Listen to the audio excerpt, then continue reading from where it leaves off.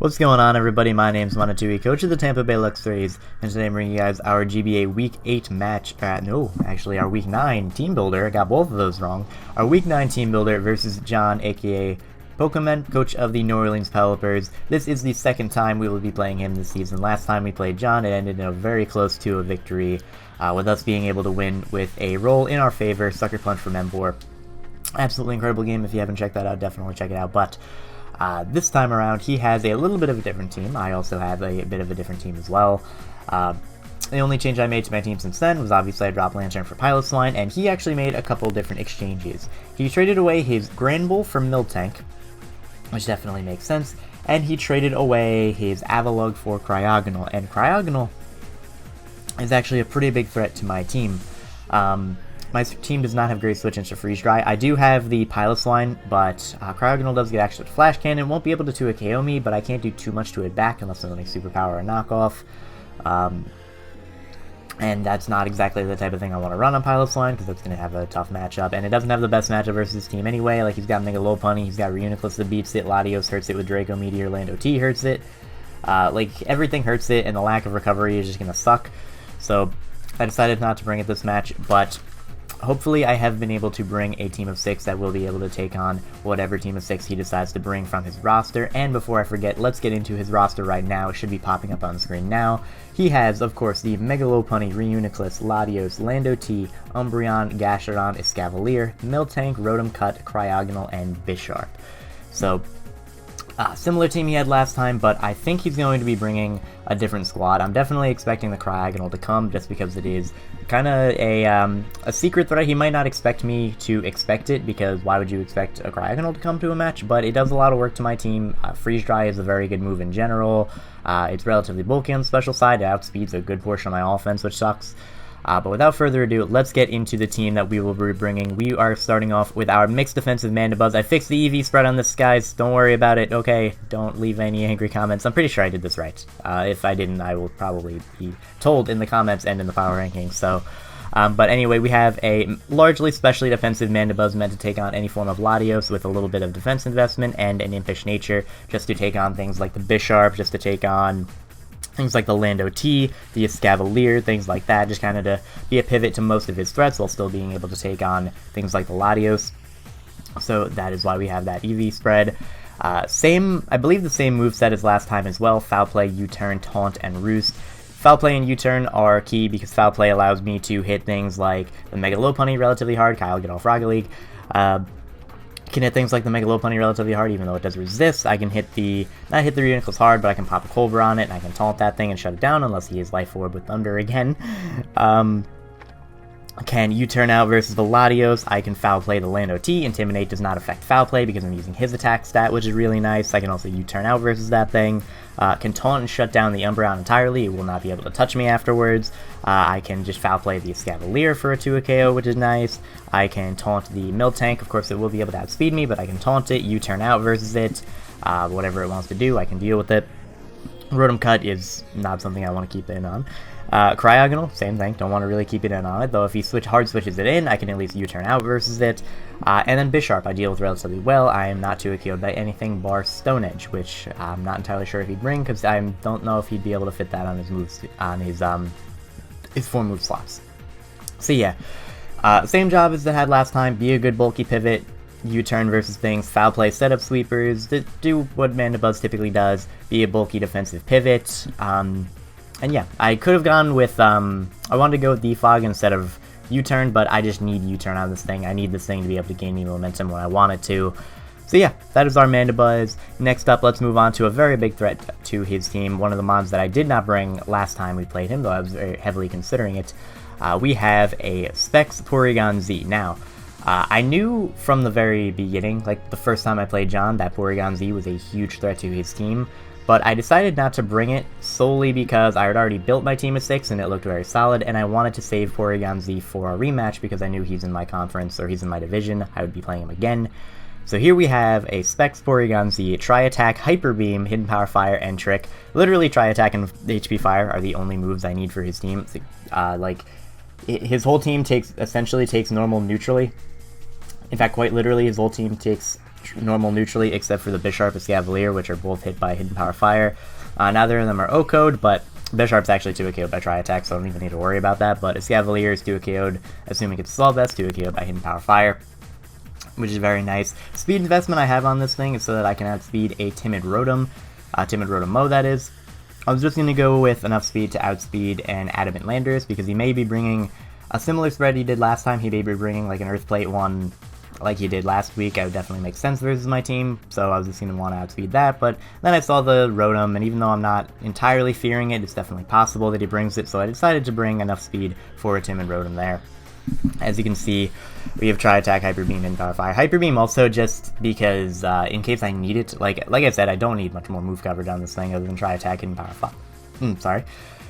Don't need much more move coverage aside from Tri-Attack and Hidden Power Fire, so why not just put something on there that I can at least click and get a kill, worst case scenario. So that's nice. And then Trick, if I need it, if I need to cripple something, or if I don't want to be choice locked for whatever reason, then it's there.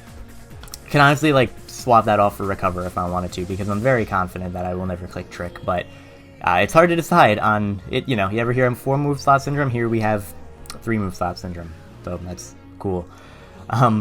But anyway, that is our Porygon Z, hoping to have it put in a lot of work. It 2-KOs literally his whole team with Tri-Attack, other than the Escavalier, which I of course have HP Fire for.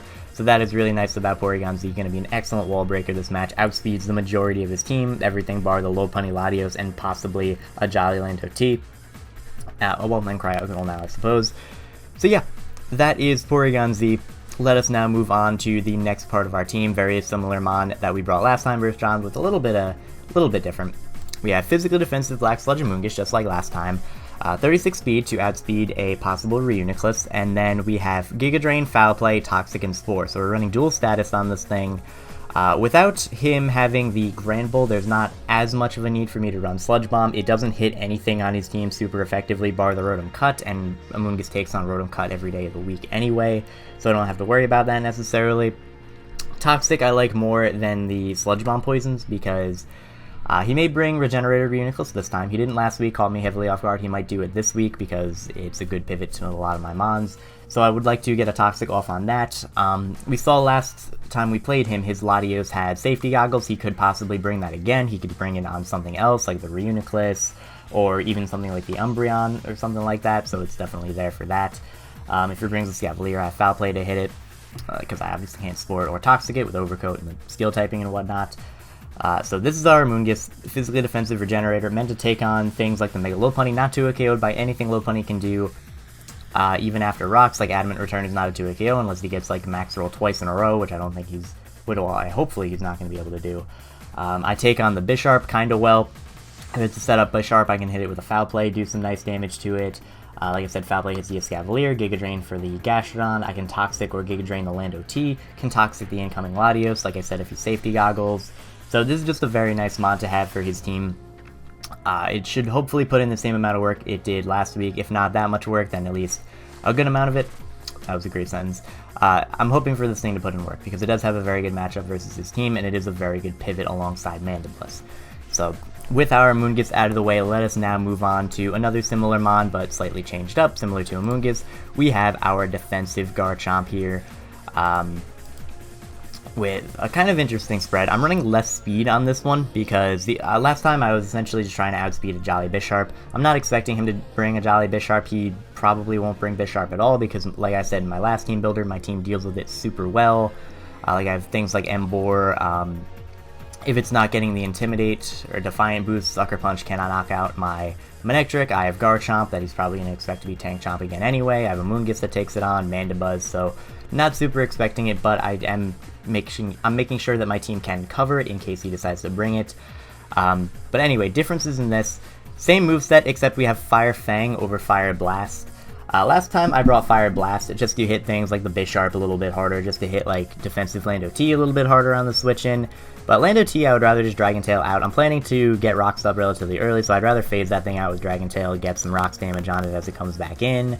And Fire Fang over Fire Blast, also because he now has Cryogonal, so if he thinks he can switch into like a Fire Blast, because Cryogonal is very good, so that F can take a Fire Blast easily from this thing, it will not be able to take a Fire Fang very well at all, which is very nice. So That is why we were bringing Fire Fang over Fire Blast. Also hits AV Escavalier a little bit harder. I believe it's a guaranteed OHKO. It might be a guaranteed OHKO. It does a lot more than Fire Blast if you use AV. Toxic, same thing. Just to hit things like the bulky Lando T, hit like Umbreon on the switch-in, Gastrodon on the switch-in, even Cryogonal on the switch-in would be really nice. Reuniclipse if his Regenerator, that would be really nice. And once again, his team is not weak to ground at all. All of his ground weaknesses are also weak to fire anyway, so there's no real point in me bringing Earthquake. We're running a little bit more Spadef. That is essentially so that I have a good chance to live a Life Orb Dragon Pulse from Latios. Not guaranteed, but if he's not Life Orb, I live at 100%, and if he's not Life Orb, or if he is Life Orb, then that means that I can Spore it with my Amoonguss on the switch-in, so I don't have to fear safety goggles. But yeah, this is a very good tank for his team. Takes on his Mega Lopunny relatively well, can live Fake Out plus Ice Punch. Takes on the Lando T unless he is Earth Plate or if he has HP Ice. Can take on the Umbreon, the Gastrodon relatively well, not KO'd by Ice Beam. Can switch into the Escavalier easily. Same with the Miltank. Miltank cannot knock me out with Ice Punch. May even take 3 to knock me out because Miltank is not the most offensively powerful thing in the game. Rotom Cut cannot 2-KO me with anything unless he's running the HP Ice as well. Cryogonal can OHKO me, that's about it on his team, that and Latios. And then this is a very good switch into Bisharp, which cannot knock me out with anything unless I am very whittled. And even if he does, he's going to be taking Rough Skin Rocky Helmet, so very good mon for his team. Like I said, very similar to what I was bringing last time, but it's still definitely a good bring. Still puts in a lot of work versus him, and I'm looking forward to use it once again versus John. So, with Garchomp being out of the way, let us now move on to a member I was thinking about bringing, and I wasn't going to, but then I looked at his team a little bit further, looked at what I wanted to change up, and I decided it would be a good idea. We are bringing Mega Manectric this week.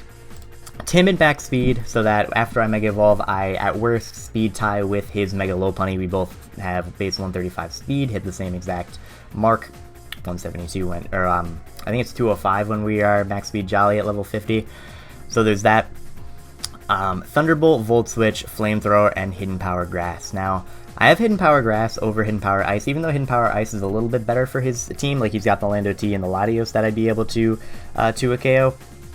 I have Hidden Power Grass because his dedicated switch into this will more than likely be the Gastrodon. He's not going to switch into Lando T because of HP Ice. He might switch into Latios on a predicted Volt Switch or whatever, but I can pressure that with a couple things on my team. It's also 2-KO'd by HP Ice, so I don't think he'd want to do it. Gastrodon is what I expect to be his primary switch-in because HP Grass on Manectric is probably not something he's going to see. Like, he's probably going to expect HP Ice and be afraid of that and go out in a Gastrodon. He's also probably going to be Rindo Berry, but I would love to pop that Rindo Berry so that if it comes down to it, my Emboar can hit it with an HP Grass or my Amoonguss can knock it out with Giga Drain without having to fear Mirror Coat. So, not much else to go over with this Manectric. It's extremely standard: max speed, timid, max special attack, Thunderbolt, Volt Switch, Flamethrower, and a Hidden Power, because what else are you going to do with Manectric? Maybe, one day I'll bring Physical, or Dual Screens, or something, but that day is not today. So with that being said, let us now move on to the final member of our team. Once again, very similar set that we brought last time we played John, but I did have to make a little bit of an adjustment to it because of his addition of Cryogonal, which, like I said, like, look at my team and then look at Life Orb Freeze Dry. It 2-KOs or OHKOs everything. So I made one quick adjustment to this Emboar, and that is change out the Life Orb for an Assault Vest. Emboar will still be able to do very good damage to things while being relatively a little bit more bulkier. I'll be able to switch into Cryogonal any day of the week. Even Hidden Power Grounds will not be doing that much to me. I'll be able to take hits from it back and forth. Even if I am at range to die to a Freeze Dry, I have Sucker Punch to get off massive damage because Cryogonal's defense is terrible. Like I said, same exact spread, just enough speed to outspeed speed creeping things, as well as like an uninvested Bisharp if he decides to bring that for whatever reason. Adamant, max attack, a lot of HP, and then we are running a Naive Nature with the Assault Vest. That's just because with the Assault Vest, and with this much amount of HP, Freeze Dry from Cryogonal is still not going to be doing a lot, and most of its threats are physical, and I don't want to be extremely weak to that. Like, I don't want to be weaker to a Scavalier's Drill Run, or even switching it on Iron Heads continuously. I don't want to be weaker to Bisharp, because, like I said, even though I don't expect it to come, I do want to have my checks to it, because he could see something that I don't and bring it, and if I don't bring anything for it, then I'm screwed. So Naive nature, I know it looks kind of weird, but wanted to do that instead of speed because I want the speed to be able to have speed creeping things, and I wanted the defense to take on some of the physical attackers, and I'm bulky enough with the Assault Vest to deal with things like the Cryogonal. So, like I said, same move pool, or same moves as well, like Flare Blitz, Super Power, Sucker Punch, Hidden Power Grass hit his entire team for nearly a 2-hit KO, except for the Landorus T if he is bulkier. So yeah, not too much else to go over here. This is our Emboar. Same as last time, with an Assault Vest over Life Orb, just to give me that extra special bulk. So, thank you guys very much for watching. I hope you all enjoyed, and I hope you're looking forward to the match that will be going up tomorrow. Please check out John in the description below if you have not already, and I will see you then.